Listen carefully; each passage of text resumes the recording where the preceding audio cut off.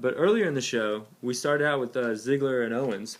I thought this match was going to be a little bit better than what it was. You know, these two guys, of course, kind of plays with the imagination, but it was just really telling the Breeze Ziggler storyline. Breeze came out mid-match, sat in his little VIP area, distracted Ziggler, and then Owens caught him with a pop-up powerbomb.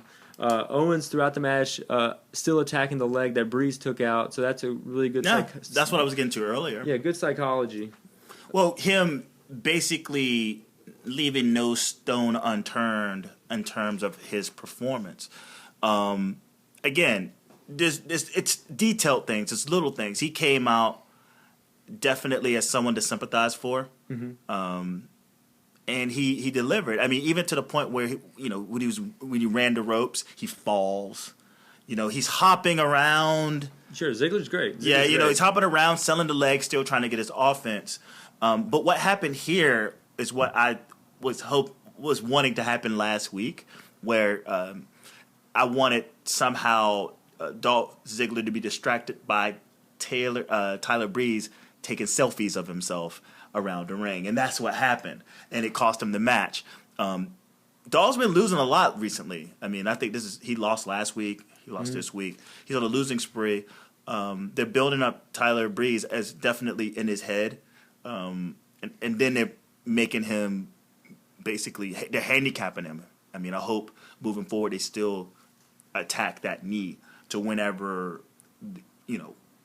now this is where you're not going to be happy. Dolph Ziggler is going to have to go over on Tyler Breeze when they get to the main event of the blow off. I don't really see a lot. I'm not bummed about that, man. I mean, I wish Tyler Breeze a long career, but I mean, it's going to be a long shot for him to be in any kind of main event picture. I mean, just because you're the main event in NXT doesn't mean you're the main event. On the up. They're going to use you in a different way, and I think he can do a lot better matches, with like Neville and like a Ziggler in this like lower mid-card slot, doing matches with guys that can work a similar pace to him. So I like him in this undercard role. Mm-hmm. So I don't mind. It's something, it's a realization. Him going down at Survivor Series, which is only 2 weeks away, by the way. I think they're gonna extend this feud, but I definitely think Ziggler's gonna win the feud. Of course, Ziggler's former world champion, mm-hmm. where Breeze probably might not get there. But you're not. I mean, they're gonna have even Stevens. I mean, it's not like it's just going to get blown off. I'm just saying, when it all said and done, Breeze is going to get a victory over him. And this is just what it is. It's funny. Like, it's. I hate this formula because it's like. Well, it hasn't happened yet, man. We can't get upset. Well, no. I mean, every feud does that, though. Every feud has three of them. I mean, especially like main storylines or even upper mid card. They're trying to get Breeze over, and this is no different than what they did with Kevin Owens and John Cena. You'll probably get Breeze winning Survivor Series. Or maybe winning in... I can see them... And he'll lose two back-to-back. Sure. I can see them doing something like putting them in a Survivor Series, like teams against each other, and then that spilling off to another pay-per-view. Something like that. Because I think this Breeze Ziggler storyline, you're going to get some great matches, and you can probably run with it for a little while. It has legs. It got legs, just like Tyler Breeze and fucking Apollo Crews, just like that. That had legs, and look what they did with that. Fucking idiots. Oh, I like these little SummerSlam or Survivor Series like highlights they showed. They showed something I think of the very first Survivor Series 25 years ago, and Randy Savage and Ricky Steamboat were on the same team, which is odd to look at. Of course, like WrestleMania 3, they had like one of the best matches of all time, revered as. So it's kind of weird to see them on the same team there, but I definitely like watching the old highlights and everything. Yeah, they did like 3 of them. They actually did, because they've emphasized on the fact that it's the 29th. They're emphasizing, the 29th, the 20th. I'm like, why can't you just wait one more year and emphasize on the 30th? Oh, they'll probably do that too, man. Yeah, because it's like they won't call it Survivor Series 29. They're going to call it the 29th anniversary, which I was like, just call it fucking Survivor Series 29. Yeah, sure. Like, what? It's just, this is, where is Survivor Series this year? It's, I'm not sure. I think it's in, where the hell is Survivor Series this year? But, like, just like WrestleMania, okay, like, the play button and the star, this was, like, Survivor Series, like, if it's, like, in Philadelphia, or, like, let's just say if it's in D.C., but it's it's like the Capitol building or some shit. You know, like what? Yeah. What the fuck? But I guess just to get through it, they do 4. They did like when it debuted in, was it 2005? Was it? They did the debut. They did 2005, then they did last year when Sting came out and everything. Yeah, but the even one before that was 2005. No, I'm talking about they do 2005 Raw versus SmackDown. Did they do another one? Oh yeah, so they just did 3 segments of it. Yeah, just did 3 segments, and that was pretty cool to watch all those and tell the story. But it definitely took away from it. To me, it kind of took air out of the show. Why you say that? Because it wasn't now. It's still like a television show. It's still like a television. I hate this idea that it's like a wrestling show about television. I mean, it's a television show about wrestling, and it's like, oh yeah, and then here and here and here, and it's like this thing. I was like, well, okay, that's great. Y'all could have just done one segment, and one segment dedicated to Survivor Series, and the one point out different things, and just kept the show moving. But I felt like it was like biding time, because even with those segments, they was backstage talking, and then like they had to draw out the story of Bray Wyatt and all that stuff. I was just like, these little segments just take the air out, and maybe that's me nitpicking. Just nitpicking, because we don't really care. Actually, I kind of hate to see how good shit was back in the day, because I'm stuck with this fucking product up today. Well, I'm surprised. Stop reminding me how good shit was prior, all right? You know? The 2005 match, I completely forgot all about it, and even when they were showing me, I had no recollection of that match the entire time. Because you're like 2 years old? They stole the Shelton Benjamin spot. Rey Mysterio kicking... Shawn Michaels. Yeah, Shawn Michaels kicking, yeah. So that's the only thing I saw. I was like, oh, that's Shelton Benjamin's spot. Ray just took it. That's the only thing I thought. Was that the first time that was done? That was the... No, Shelton Benjamin was the first time it was done. Oh, okay. And what year was that? What year? I'm not sure, but I know that was the first time, so anytime it ever was done. But Survivor Series, I'm talking about... they went back to the first Survivor Series with Steamboat. Yeah. No, sorry. Honky Tonk and... Steamboat, I don't know who was all in it, but Honky Tonk Man was in there. Steamboat was in there, and Randy Savage. Well, it was Team Honky Tonk versus I wrote it down. Team Steamboat. Yes, that's what it was. Okay. Yeah, and then they went to 2005, then they went to last year. Yeah.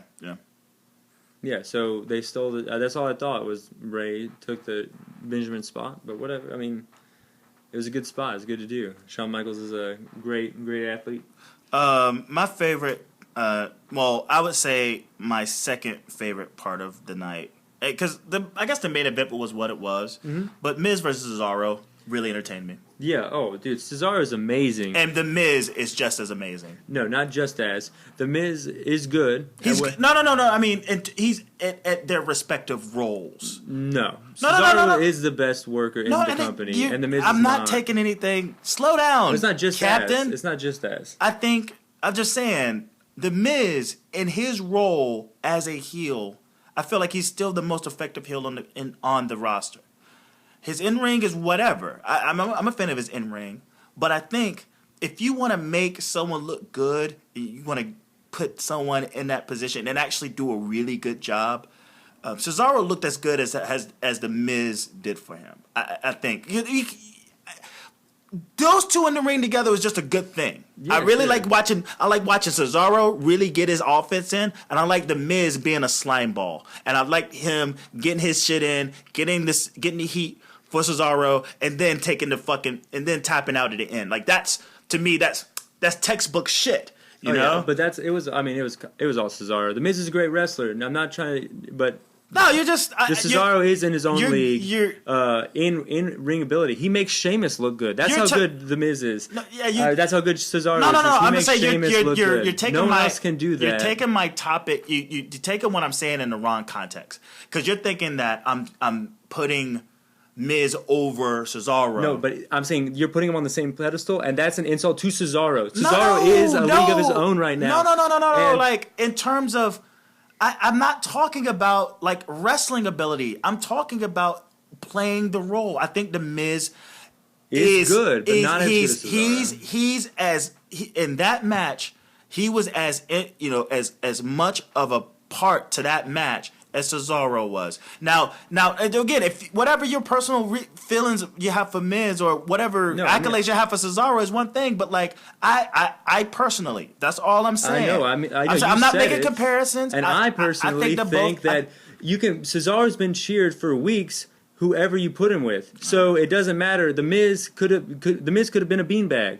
It does like the Miz is great. No, he couldn't have been a beanbag. Yeah, like so. Anyway, the Miz gets put in a Cesaro swing. He turns his ass around like 25 times, and he taps out, and he takes that, and he got blown up. Cesaro, that was pretty funny because you're in the Mile High. I really went into thinking that the match quality would be lackluster because you're in that altitude, so everyone's performance drops. But that wasn't the case. I guess everyone was there like prior, just getting used to being in that altitude. All the show, the only time that someone looked blown up, and it's not a diss, he spun him 25 fucking times, so anyone's gonna get blown up by fucking 16.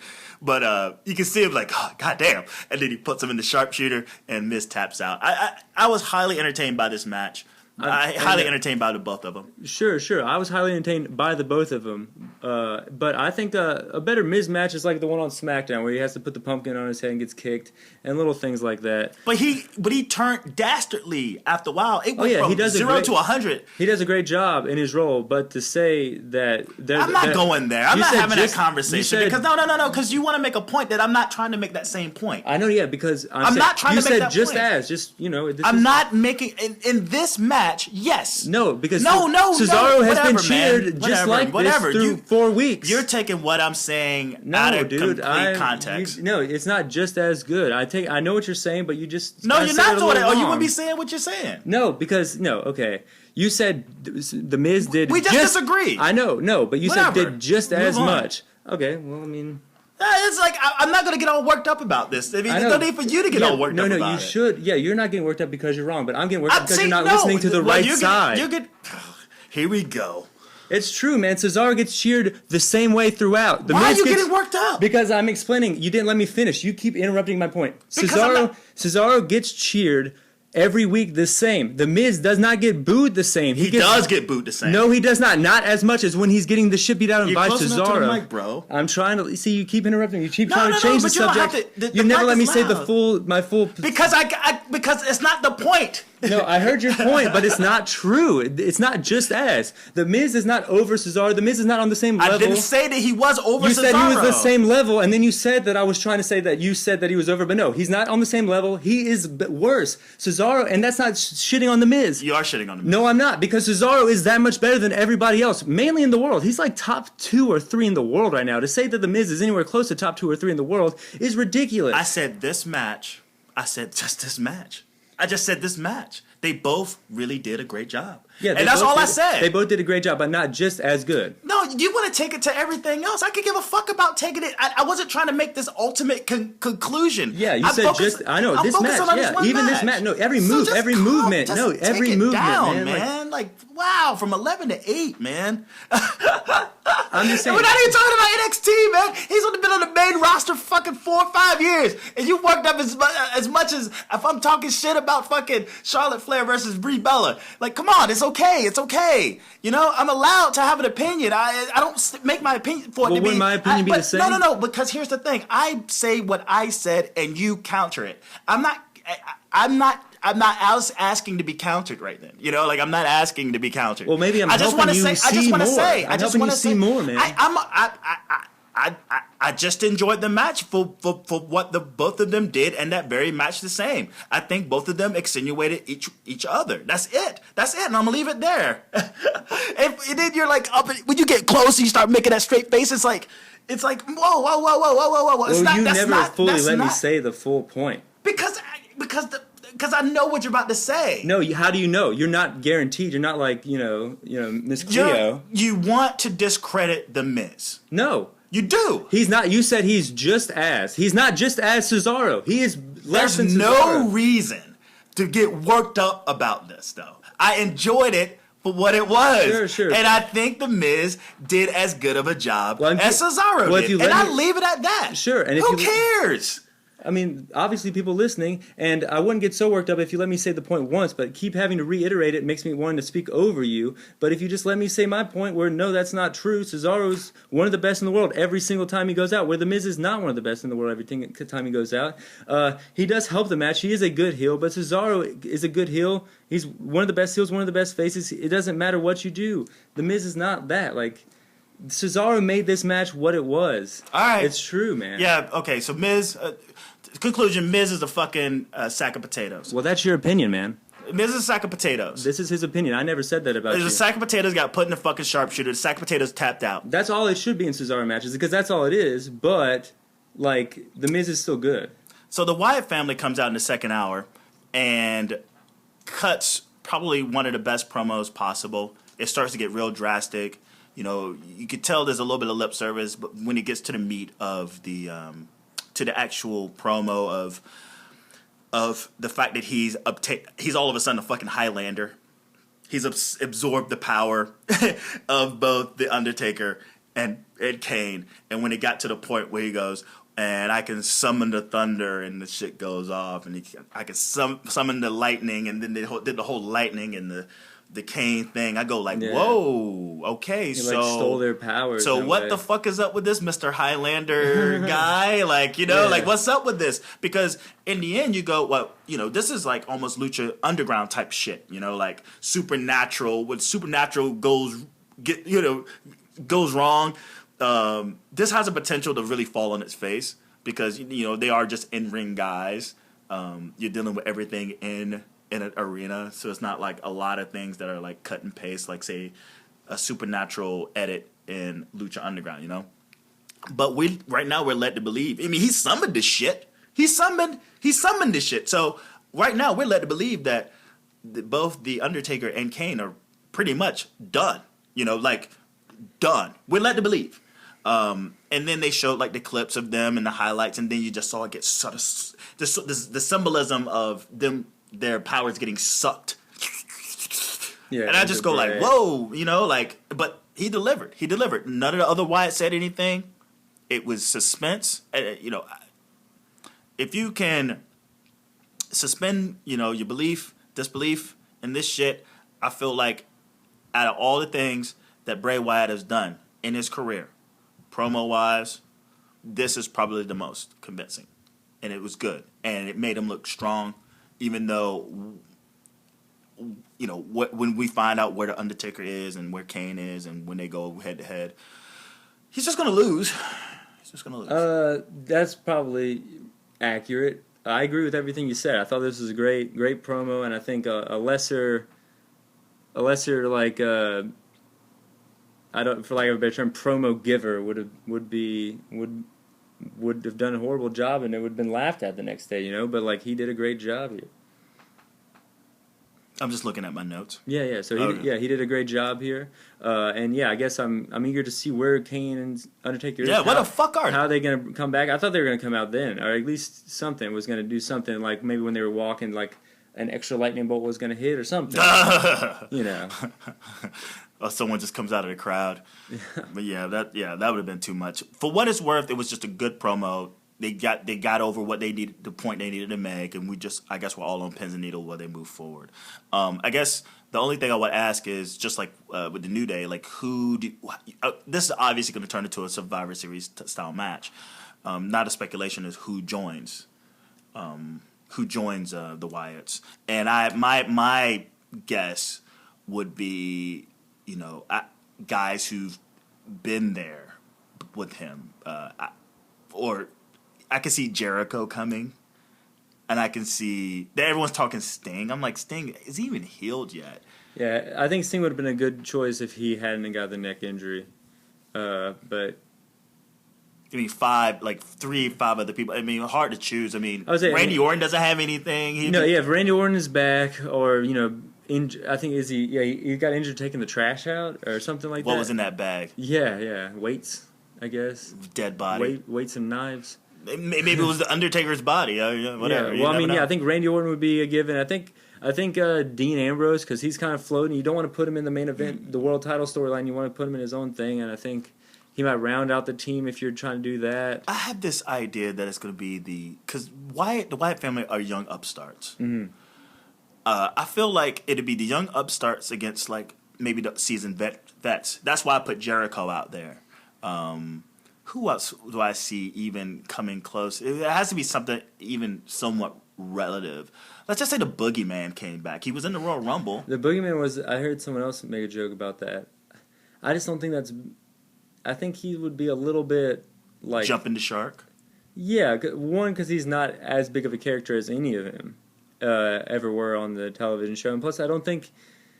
I think a lot of guys could work around him. You may as well go get Doink the Clown too. Yeah, Doink and the Boogeyman. Yeah, it would, they're all dark, sinister characters, and then get Kevin Sullivan out there at ringside. I don't know, man. I'm excited to see who it is. Or maybe what if it was just like the Brothers of Destruction versus like the 3 Wyatt guys? I don't know. 5. It'd be all 5. 4 of them out there. It'd be all 4 of them. Yeah, so if it's 4, then they need 2. But do you want to see that happen? Do you want to see the Brothers of Destruction decimate the Wyatts? No, but that's all they're hinting at right now. Or like, unless they do, I can't. Big Show would have to be because Braun Strowman versus Big Show. Yeah, maybe that's why Brock is gone. Maybe that's why Big Show hasn't been on the TV lately. Is because he's gonna come back for this. It was like 4 big dudes. I think 4 big dudes. I think we're kind of saying we're already sold already, man. I mean, it doesn't. They could plug. I mean, regardless. I mean, as long as they don't, obviously the obvious, like we said, like the Boogeyman. But that was obviously a joke. But like you can pick who you want in this match. But let's just say it's Kane, Undertaker, Big Show, and another big dude. Like another big dude. Like a Mark Henry or Ryback. Mark Henry, yes. Mark Henry would make sense. Yeah, Mark Henry would make sense. He definitely had his battles with the Wyatts and Undertaker and everybody over the years. Would you suspect anyone coming up from NXT? The sort of as like the the Patriot? I heard people say Finn and stuff, but I don't think that's time yet, and I think that might be the only. That'd be way over his head too. Yeah, that's like exactly. So I don't know. I'm already sold on it, man. Just pick out, do a lottery. Just throw out whoever. I'm thinking it's gonna be Orton and Ambrose is what I'm thinking. That wouldn't be fun. I wouldn't want to see. I don't want to see Ambrose in that. I just don't want to see it.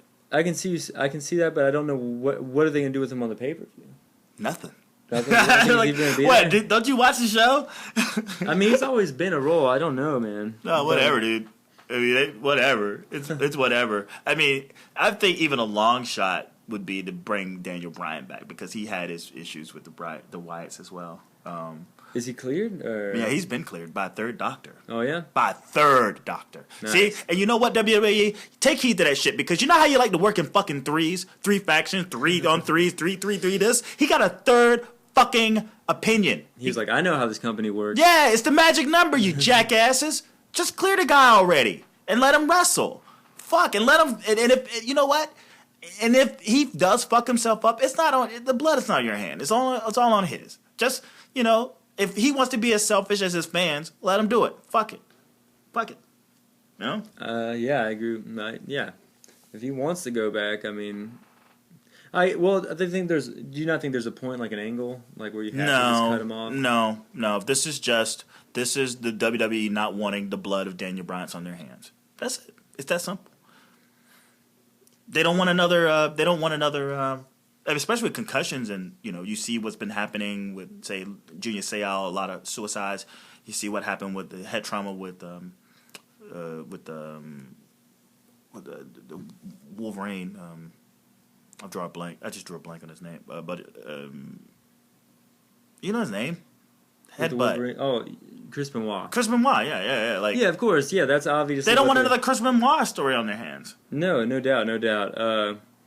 It's a touchy situation. It's not like I said, kind of with the Breaking Ground show, I would definitely be part of the problem with that one, but I definitely see what you're saying. Yeah, they don't need to fuck with that too much, but either way. I think this Lucha Dragons Barrett and Sheamus match is great, though. Damn right. I'm a Lucha. Nice. This is some of their best work. The last 3 weeks have been some of their best work. Yeah. I love it, and it seems like Sin Cara, Cena's gone, Orton's gone. It's time to shine. Sin Cara took his Cara, and right, and Kalisto the same way. Same way. It's pretty phenomenal to watch those guys. Like, so they were trying to get their bearings when they were at NXT. You could see they're just sort of developing, and then now it's like they got it, and now it's like, well, what do you do? Do you just let these guys do? Because I feel like it's time for them to be in the title without all the gimmicks and bullshit, Elimination Chamber. No. I'm talking like just straight up, you know what? We are title contenders. Mm-hmm. You know, we're legitimate title contenders. We won that 4-way, the tag team 4-way thing. Mm-hmm. We just beat Sheamus and Wade Barrett. They've held belts. We have a good shot at the New Day. And I think they do. I think they have as much of a shot at the New Day than anybody else on that roster right now. I agree. And it shows in their performance. Oh, yeah, this is great. Like that Catapult 450 thing they do. That's their new thing now. Yeah, that's fucking badass. That's awesome. And then, of course, they do tons of other stuff that we probably talked about a bunch of times. But, yeah, I definitely agree with what you're saying. But, like what you already previously mentioned, the Usos came back. So that completely steals their thunder and anything that they're doing. Well, I would love to see a Lucha Dragons Usos match. I think that would be really fun. But they got to knock the dust off them, though, too. That ring rust is real, baby. It's real in the mug. Yeah, I wonder if which one wasn't hurt was it's Jay that was hurt. Jay was hurt, so I know Jimmy did like SmackDown commentary and things like that. I wonder if he did house shows or anything. Maybe he's still yeah, he did house shows. Yeah, so I mean, I don't know. Yeah, you're right. So. Yeah, I think they're kind of just getting Lucha Dragons just like ready for the unfortunately just ready for a Survivor Series type pre-show type match, which sucks because I agree with you. They're great, but I just don't. I think the Usos are just in their way, man. The WWE sees the Usos as like the John Cena of the tag division, or maybe they're preparing them for a match against Del Rio. No, the Lucha Dragons. Mm-hmm. That would be good. And you see what's happening with, I guess that, and that actually goes into the next segment, I think.